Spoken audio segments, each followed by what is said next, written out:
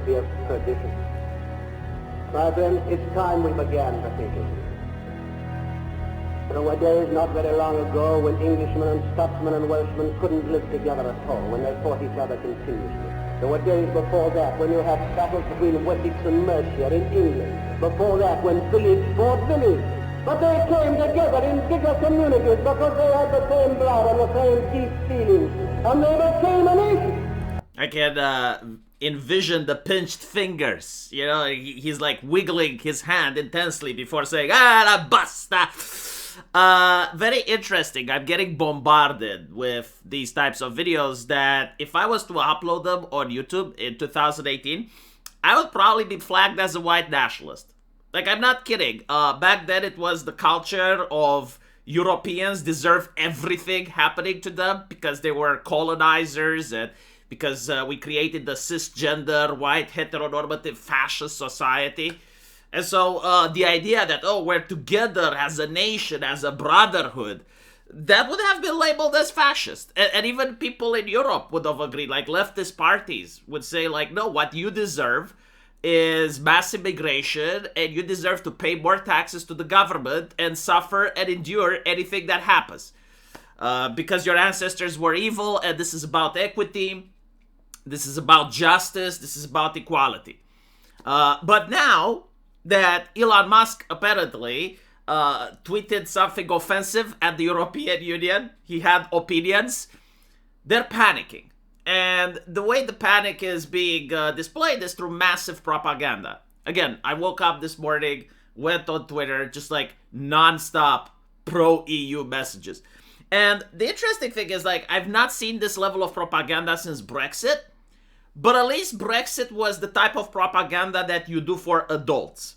In the sense that they would talk about the economy, they would talk about the aspects of why it's important to leave, why it's important to stay. Like, it was more of a balanced conversation.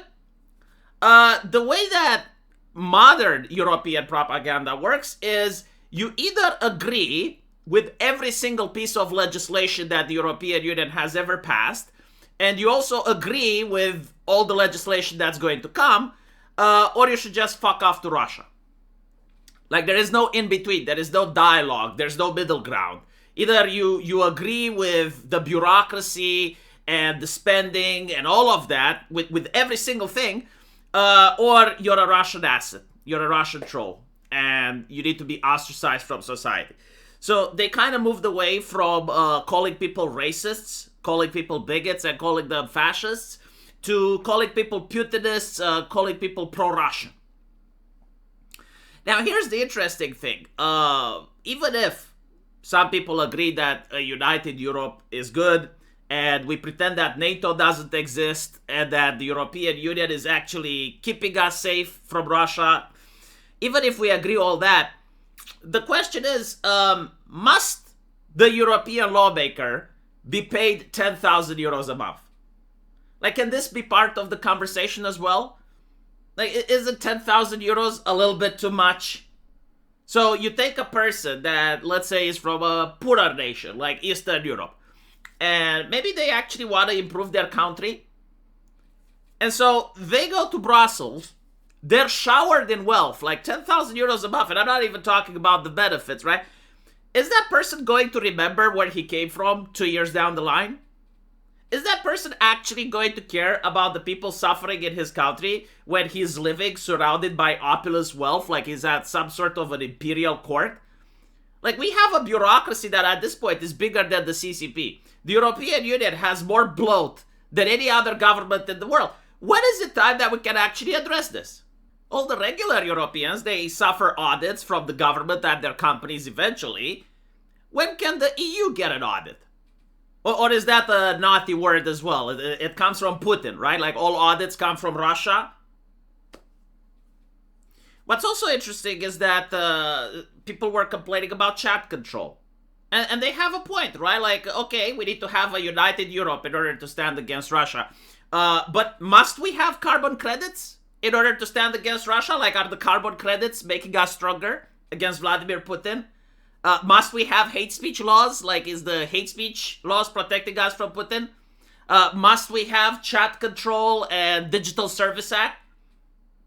Is all of it required? Even if the answer is yes, right? Like, obviously, Putin is dominating us on TikTok.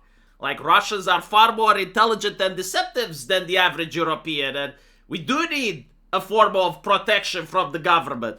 It's like, okay, but like, is all of the protection necessary, or can we do it with only 10%? My favorite take is about the chat control, and it's like, oh no, European Union didn't want it. No, it's the member states. And it's almost like Brussels was forced to do it. Like, they were compelled by the member states. And of course, it's for the children.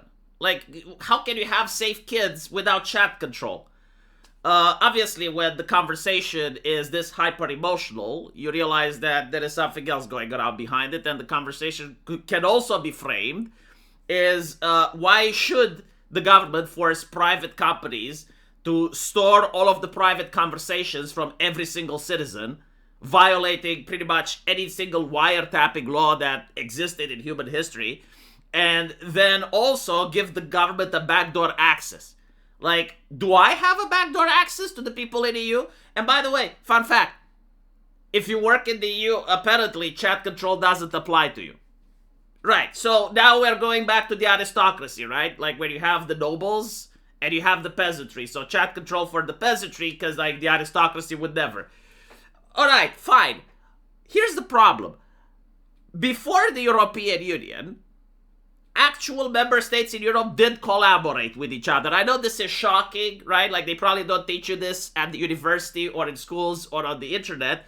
But there is actually a European history before the EU. And nation states would actually do form alliances and collaborate with less bureaucracy. Now, let's say that Norway comes up with chat control and puts them in their country. Well, the other nations actually have time to watch and see if it's good or not. And not every single nation is forced to abide by that. While if you have the bureaucratic system, if you have the European Union with its grifts, with its under-the-table bribes, with people that can be manipulated, well, if you have the chat control implemented at the EU level, well, then it's a lot easier to take away people's freedoms at a continental level.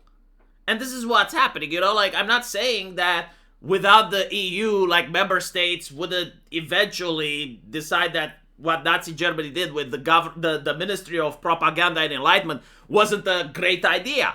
And it deserves preserving in the age of the internet. Sure. But, like, it wouldn't be every single nation state. And at least if we decide that it's not good enough, like, we can just get a new government, right? Like, eventually, when the people in power step down, you get new people, like in America, for instance. Like, in America, the Democrats believe that the AI needs to have safety features, and they were very anal about it, that social media has to be controlled. And then you have the Trump administration, which goes like, no, how about you go fuck yourself? And they did literally the opposite, right? You can't do this in Europe. You can't. Like, I mean, you can in theory, but it's extremely difficult. Like, if I, in Romania, for instance, don't want chat control, even if I change my government, it doesn't change anything because the law comes from the European Union.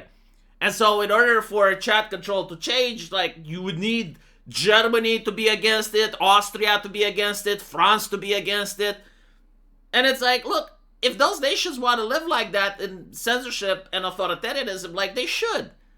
But, like, why do I, from Eastern Europe, need to live like that? Like, I don't want to live like that. Hungary doesn't want to live like that. Poland doesn't want to live like that. Or even if they do now, like, I'm pretty sure after 4 years they can change their mind. And notice how the EU works, right? Like, how many laws get repealed? Like, notice how many laws get added, right? Like, more censorship, more taxes, more bureaucracy, more restrictions. But, like, how many of them get lifted?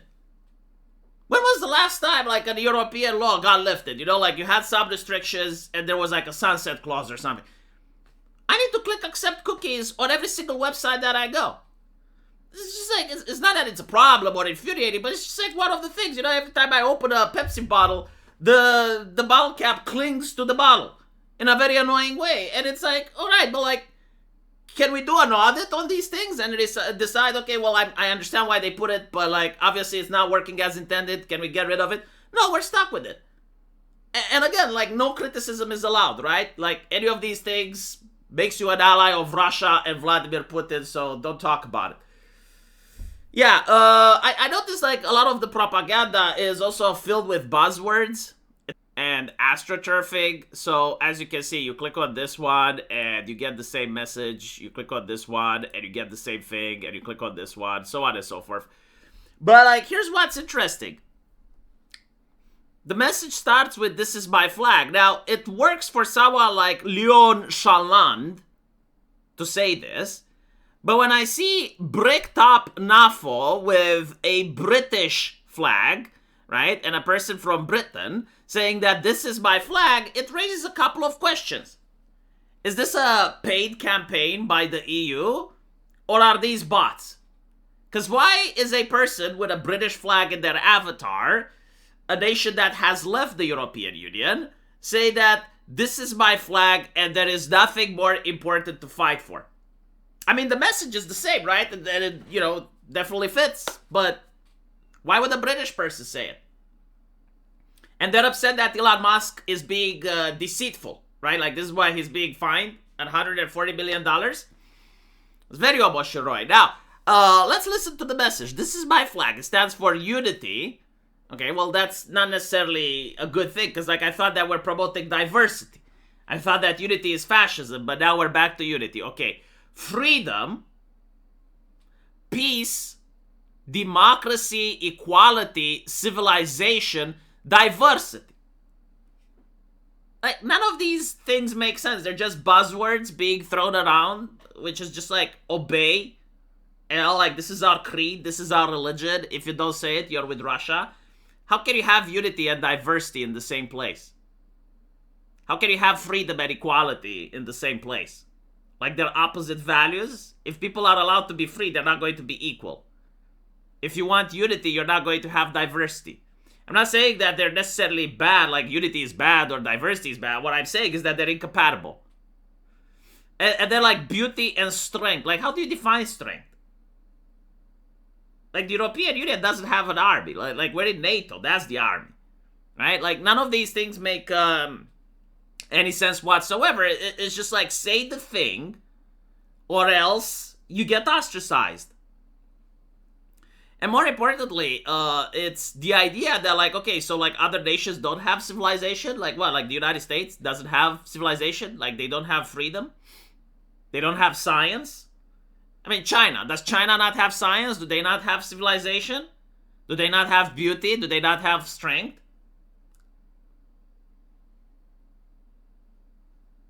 So, interesting how we don't have things like liberty, though. Or economic purchasing power for the person living in the European Union. Interesting how carbon credits aren't mentioned, or environmentalism. I thought that environmentalism is insanely popular, right? Why didn't you add it in the list? Yeah, really low tier propaganda, but it's insufferable because it's all over the place. Like, when I went on Twitter today and I was scrolling down, just like massive waves of this shit. Filled with bots, filled with people that don't make sense. Like, as I mentioned before, you have this person with the British flag saying that the European Union is his flag. So either he is paid to be part of a campaign, or he's not a real person. Let me know what you guys think, though. And as usual, I will see you in the comment section. Take care.